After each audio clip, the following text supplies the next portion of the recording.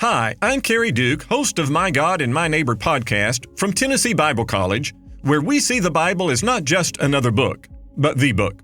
Join us in a study of the inspired Word to strengthen your faith and to share what you've learned with others.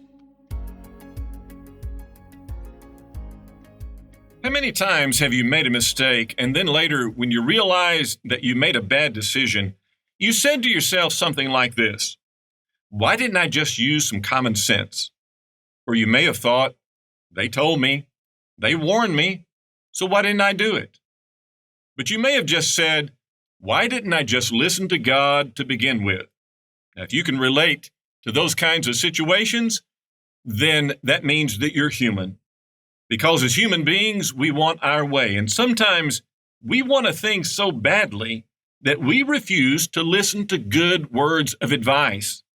We just shut out any kind of information that would dissuade us from doing what we want to do. And we see this mistake all the time. We see it in society around us.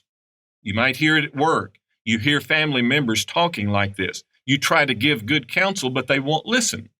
You know that they're going in the wrong direction, but they won't heed good advice. Now, that good advice might come from your experience because you've been there, you've done that. Or it might come straight from the Bible, and you're trying to advise them and you're trying to warn them, but they want something else.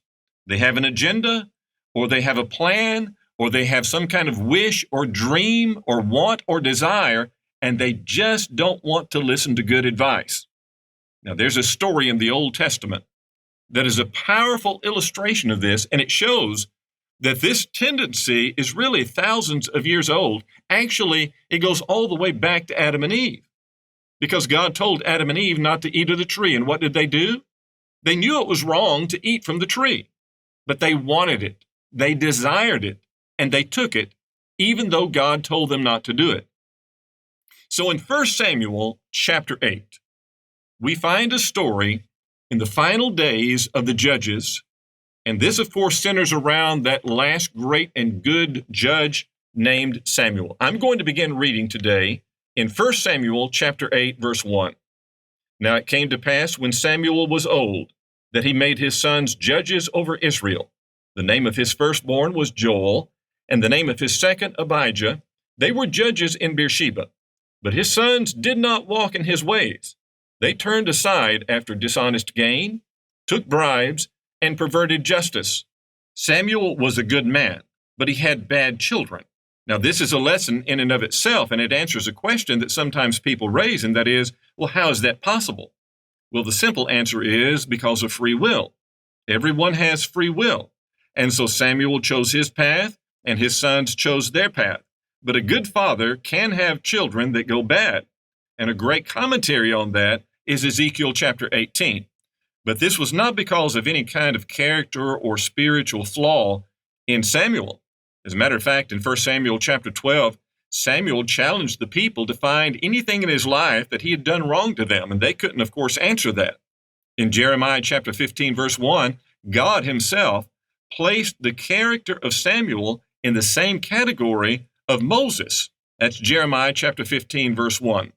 So we have that saying, like father, like son, and in general, many times that's true, but not in every case, and here's a good example of that. Well, the Bible says that the people wanted a change, and this is where the story really begins to unfold. In verse 4, the Bible says, "Then all the elders of Israel gathered together and came to Samuel at Ramah and said to him, 'Look, you are old, and your sons do not walk in your ways. Now make us a king to judge us like all the nations.'" So these people wanted a change in the government. They were tired of the old system. They said it's not working. And instead of saying, "Well, Samuel, you need to resign, and you also need to get rid of your sons as judges. We need to get somebody in here that's a better judge." They didn't want another judge. They didn't want somebody to take Samuel's place. They wanted a new system of government. They wanted a different kind of ruler. And what were the reasons for their wanting a change? Well, in the first place, they said, "Samuel, you're old." Now we have to ask a few questions here. Was Samuel unable to get around? Was he that old? No. Was it that he was not in his right mind? No. Then what was the problem? Samuel's age was not a hindrance. It was a huge advantage if you think about it. He had the experience, he had the wisdom, he had the self-control, he had the stability that age brings. And so the mistake that these people are making is just like the mistake that the people of Israel made years after this in 1 Kings chapter 12. Because there the Bible says that Solomon died and his son Rehoboam took the throne. Well, one of the first problems in his administration was that the people came and said that your father taxed us too heavily. And the taxation there was not taxation in money, it was taxation in levied service. In other words, there was mandatory service or servitude on the part of the people because Solomon had all of these elaborate building projects. And so he enlisted men from all over Israel to do those works in shifts. So that was a form of taxation. Well, the people said, you need to make that lighter because your father was hard on us in requiring all that service. The Bible says that Rehoboam answered in a wise way because he said, you give me 3 days. I'll come back in 3 days with an answer. The Bible says that he asked the older men what to do, and the older men said, you need to speak good words to these people. You need to listen to them, and you need to heed their advice, and if you do, then things will go well in your administration. But he ignored.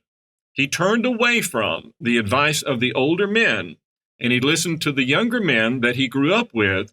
Those younger men told him that he needed to make it harder on the people instead of easier. And that's when the kingdom of Israel divided permanently.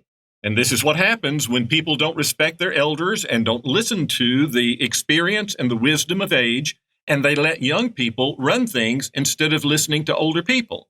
Now, this is happening all around us. It's happening in the society. It's happening in homes. It's happening even in churches. And this is why we have so many problems today. So what we find here in 1 Samuel chapter 8 is an age-old lesson. They looked at age as being a detriment. Now, of course, the truth is age is an invaluable asset because of the wisdom that this experience brings. So their first reason to Samuel as to why they want a new kind of government is simply, Samuel, you're just too old. Reason number 2, your sons are bad. Your sons are corrupt. Now, it's interesting that they didn't tell Eli this. Eli was a judge before Samuel. Eli was a wicked man himself, and his sons were very corrupt. Why didn't the Israelites go to him and ask him to resign? But here's something else. If these 2 sons of Samuel are the problem, then why not put them out of office and get other judges? You see, the truth is, these people didn't just want rid of Samuel and his sons. They wanted, as we said, a different system of government. They want to change the whole thing. They want a different kind of leader, a king and not a judge. Now, a judge was someone who made decisions for the people at times, but he also fought. He was a deliverer. He was a champion for and of the people. Men like Samson and Eli and others judged, that is, they delivered the people of Israel out of the hands of their enemies. Some of them were prophets. Samuel was a prophet. Deborah was a prophetess. In general, a judge was a leader of Israel in a spiritual as well as in a governmental sense. So what do these Jews hope to gain by having a king? How is that going to be any better than the system of judges? Down in verse 20 later, they say that they want a king to fight our battles. Well, that's what many of these judges had done years and years before this time. So it's not going to be any different in that way. It's not going to be an advantage spiritually, certainly, because Samuel was a spiritual leader. He was a prophet as well as a judge. But of course, the real reason why they wanted a change in government was something deeper. It's in the last part of verse 5. They said, make us a king to judge us like all the nations. There was the problem. They wanted to be like the world. They wanted to be like everybody else. It's the same problem that God's people have faced for thousands of years. You see it so many times in the Old Testament. You see it in the New Testament. You find people falling away from the church in the New Testament because of the problem of worldliness. God's people oftentimes want to identify, they want to fit in and be like people in the world. Exodus 23 verse 2 is where God warned, don't follow a multitude to do evil. That's exactly what's taking place here in 1 Samuel chapter 8. It's not because they thought this thing through and said, well, now here is the system of the judges, and here is a new arrangement of having a king. And here are the advantages of having a king over against the system of the judges. They didn't approach it like that at all, really. What they simply said was, we want to do it because we want to be like the other nations. And this ought to be a warning for us today. So many times we just feel isolated as Christians. We feel like that we're shut out. We feel the pressure. We feel people staring at us and talking about us and shutting us out. And we feel isolated in that sense. And so sometimes we just want to reach out and fit in. And that's where the danger comes in. This is why the Bible says in Romans 12, verse 2, do not be conformed to this world. This is why the Bible says in James chapter 4, verse 4, whosoever will be a friend of the world is the enemy of God. Here in the Old Testament, we're finding a story where God's people made a bad decision because they wanted to be like everybody else. And it wasn't just that in so doing they rejected Samuel, the prophet and the judge. They rejected God. Let's read verses 6 through 8. But the thing displeased Samuel when they said, give us a king to judge us. So Samuel prayed to the Lord, and the Lord said to Samuel, heed the voice of the people in all that they say to you, for they have not rejected you, but they have rejected me, that I should not reign over them, according to all the works which they have done since the day that I brought them up out of Egypt, even to this day, with which they have forsaken me and served other gods, so they are doing to you now also. What God says in these verses is interesting. I know that many of you have dealt with children before, and I know that you have said something similar to what I'm about to share with you.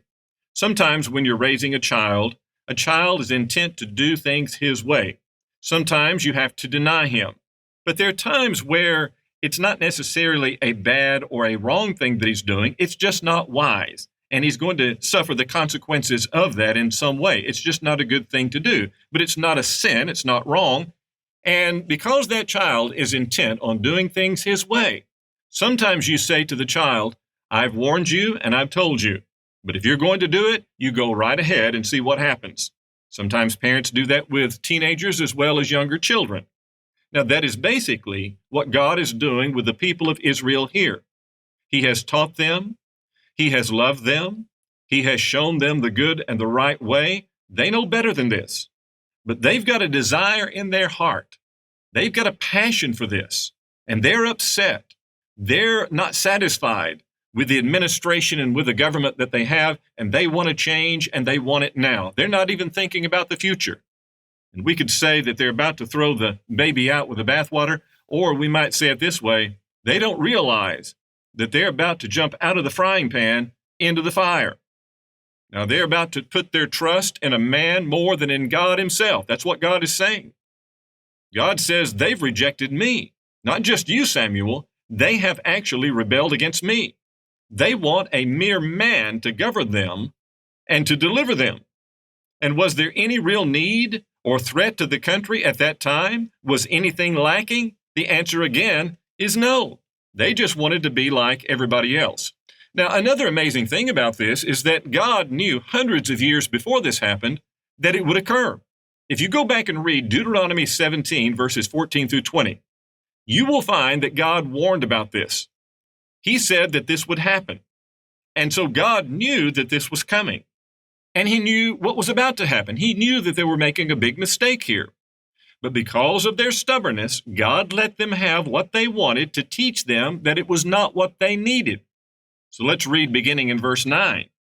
The Bible says that God told Samuel, now, therefore, heed their voice. Give them what they've asked for. However, you shall solemnly forewarn them and show them the behavior of the king who will reign over them. In other words, God is saying to Samuel, tell them that God is going to give you what you want. You want a king, you've asked for a king, and God is going to give you a king. But Samuel is saying to the people of Israel, I'm going to warn you, I'm going to tell you what that king will do to you because it's not going to be a bed of roses like you think. So beginning in verse 10, the Bible says, so Samuel told all the words of the Lord to the people who asked him for a king. And here's what he said beginning in verse 11. Now pay particular attention to what he says here and the warnings that he gives to these people about what is in store for them once they get this king that they think they have to have. Beginning in verse 11. This will be the behavior of the king who will reign over you. He will take your sons and appoint them for his own chariots and to be his horsemen, and some will run before his chariots. It's all going to be about him. In verse 12, he will appoint captains over his thousands and captains over his 50s, will set some to plow his ground and reap his harvest, and some to make his weapons of war and equipment for his chariots. Now, this will be the power of the king. This is the difference between a king and a judge. A judge didn't have that kind of power. He didn't have that kind of interest. But a king has such power that it's almost, as we would say as human beings, absolute power in terms of human power, earthly power. It's almost unlimited. He can do what he wants to do. A judge was not that way. The Bible says in verse 13, he will take your daughters to be perfumers, cooks, and bakers. And he will take the best of your fields, your vineyards, and your olive groves, and give them to his servants. Now, notice the wording again in verse 16, and he will take your male servants. He'll take them. He doesn't have to ask you. He doesn't have to ask anybody. That's the kind of authority that a king will have. And so in this section, what Samuel is doing is trying to get these Israelites to consider the choice they're about to make. He's trying to get them to look ahead. He's trying to get them to understand what the consequences of their decision will be, but they don't care. He goes on to say in verse 16, he says, he will take your male servants, your female servants, your finest young men, your donkeys, and put them to his work. He will take a tenth of your sheep, and you will be his servants. It will all be about him. It will all be centered on the king. He will have to have not just the attention and the glory and the money, but whatever he wants to out of the nation. Is that what you want? That's basically what Samuel is saying to these people. Is that the kind of leader that you want? The Bible says in verse 18, and you will cry out in that day. In other words, you will regret this. You will wish that you had never asked for a king, but it's going to be too late. You will cry out in that day because of your king, whom you have chosen for yourselves, and the Lord will not hear you in that day, because God already tried to warn you. This is what lies in store for you. If you want to know what your future is going to be like, here's what it is. So consider what he's saying to these people. Look at the warnings he's giving to them. He's saying this is what your life is going to be like if you get a king. And first of all, he's telling them you're not going to be as free as you are now. You're going to lose some of your freedom if you get a king, because he's going to have the authority to override your personal freedom. Is that what you want? Secondly, he's saying that if you get a king, if that's the kind of system of government that you want, you're going to suffer financially. You're not going to be better off. You're going to lose. The economy won't be what it is right now. It's going to be worse. If you think that things are bad now in the government, if you go down this road, Samuel says, it's going to be much, much worse for you.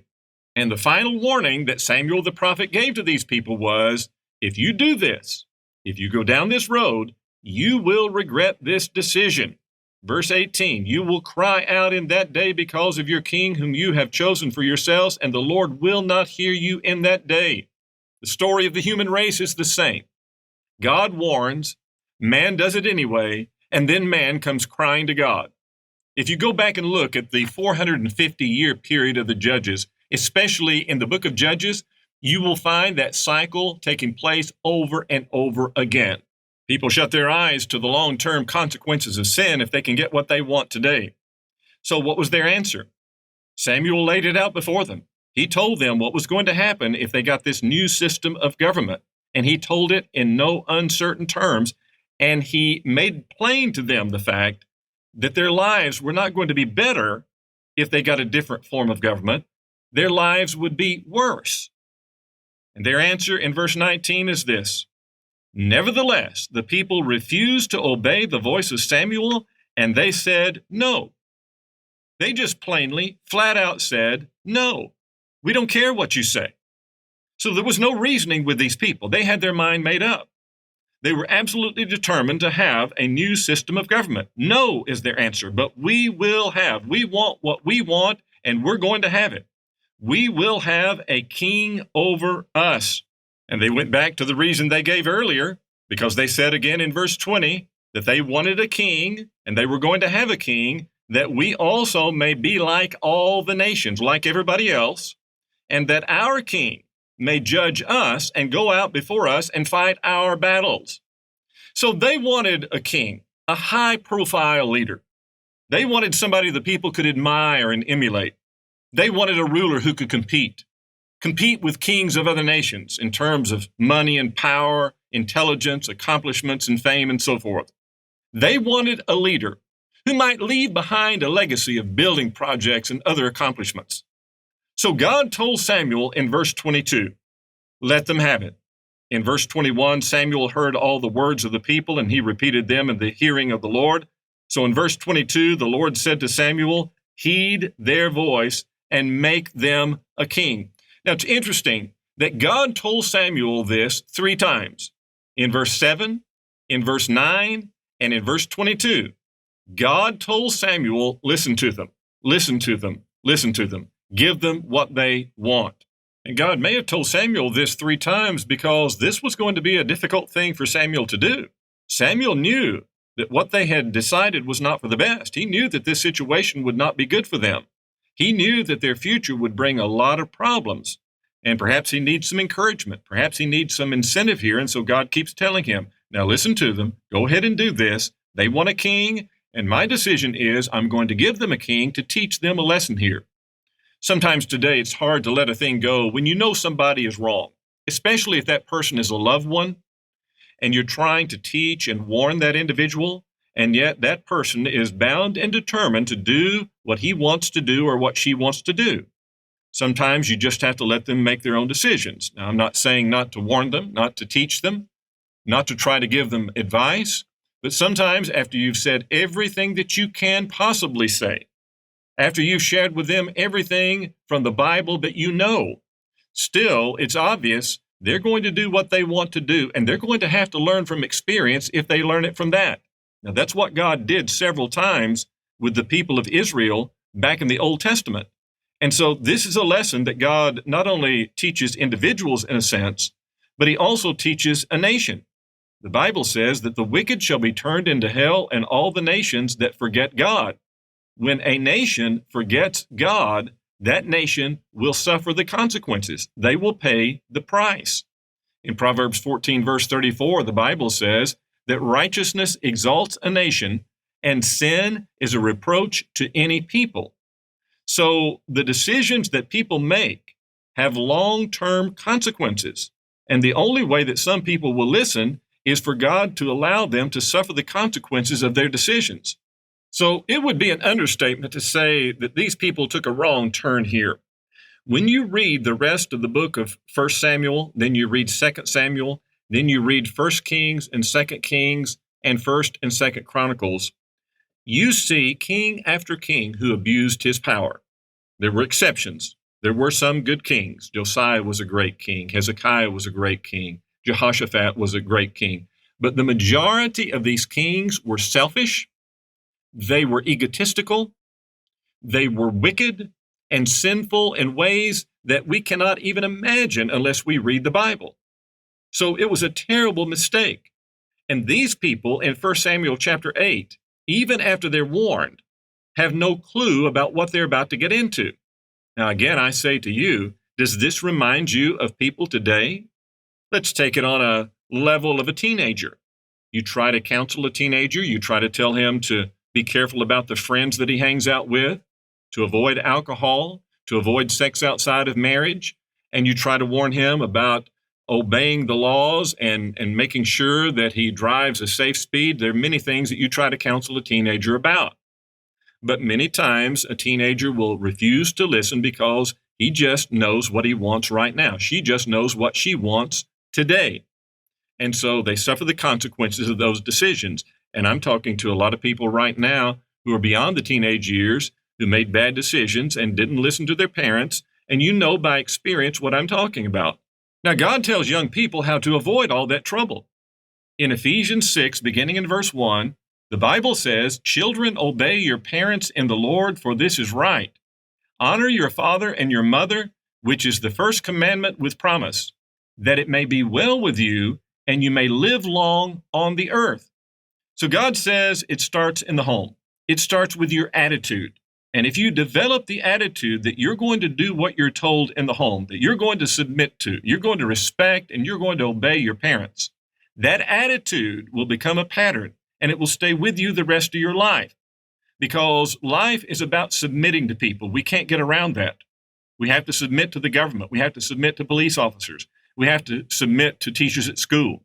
We have to submit to the boss on the job. We have to submit to elders in the church, according to Hebrews 13, verse 17. Life is about submission. We have to submit to the people that God has put in roles of authority. But if we don't learn that in the home, it's going to be very hard to learn it after. But if we learn and make it a habit of mind, a pattern of thought, to have a submissive attitude in the home, then that will stay with us for the rest of our lives, and we will avoid trouble. We will avoid dangerous situations and dangerous people. And in that way, the Bible says, we will live longer on the earth as a general principle. Of course, there are exceptions to that. That is a general promise that's being made there. But it will be well with us, and we will live long on the earth. Young people that are blessed enough and fortunate enough to have godly Christian parents will avoid a lot of trouble, and they will have a much better life if they learn to listen to them and obey them. That's what the Bible promises here. But there's another application, of course, of 1 Samuel chapter 8 to our society today, and I'm sure that you've been thinking about this, and that is we have a lot of dissatisfaction today. We have a lot of discontent, a lot of unrest in our society today, and a lot of that has been aimed at the government for over 60 years. I've seen all kinds of protests. You have as well. We've heard all kinds of speeches. There's just a lot of anger and a lot of discontent in this country about the government and about our nation. But one thing we can't do is turn our back on God. If we try to throw God out the window and say, we don't need him, we need an entirely different way of looking at things because the old Christian way doesn't work, believing in God and following his moral principles and laws doesn't really work anymore, we're making a huge mistake. And of course, the broader application of the general lesson that we're looking at here is not just about physical consequences of bad decisions in this life, but it's eternal consequences due to sinful decisions. The Bible says that judgment day is coming. The Bible says that there will be a day in which we will give an account to God for how that we have lived. We must all appear before the judgment seat of Christ, that everyone may receive the things done in his body according to that he has done, whether it be good or evil. 2 Corinthians chapter 5, verse 10. The Bible says in Ecclesiastes chapter 12, verse 13, let us hear the conclusion of the whole matter. Fear God and keep his commandments, for this is the whole duty of man. For God shall bring every work into judgment with every secret thing, whether it be good or whether it be evil. Ecclesiastes 12, 13, and 14. The Bible says in 2 Peter chapter 3, verse 10, but the day of the Lord will come as a thief in the night, in the which the heavens shall pass away with a great noise, and the elements shall melt with fervent heat, and the earth also and the works that are therein shall be burned up. Isn't it tragic that many people are warned about this and paid absolutely no attention? This happened during the days of the flood. Noah preached to the people and warned them about the flood, and yet they paid no attention. The Bible says that Lot tried to warn his sons-in-law that Sodom would be destroyed. And the Bible says in Genesis 19, verse 14, but he seemed as one that mocked to his sons-in-law. In other words, they thought he was just joking. It was just a hilarious joke to these people. That's how hardened and blinded by sin they were. And this is what people are doing today, except in a far worse way, because the Bible says that Jesus is coming again. The Bible says the dead will be raised. They will be judged by him. And then there will be only heaven and hell, and everybody will go to one of those two places. And yet what do most people do? They just enjoy their life here. They're, as Jesus says, choked with the cares and the riches and the pleasures of this life. Luke chapter 8, verse 13. They're so involved in worldly affairs that they've closed their eyes to eternity. 1 Samuel chapter 8 shows that these people made a terrible mistake by not looking ahead and heeding the warnings about their future. We don't need to make that same mistake. We need to look to God for the salvation of our souls today and listen to Jesus' words, "He that believeth and is baptized shall be saved." Thank you for listening to My God and My Neighbor. Stay connected with our podcast on our website and on Apple, Spotify, YouTube, or wherever fine podcasts are distributed. Tennessee Bible College, providing Christian education since 1975 in Cookeville, Tennessee, offers undergraduate and graduate programs. Study at your level. Aim higher and get in touch with us today.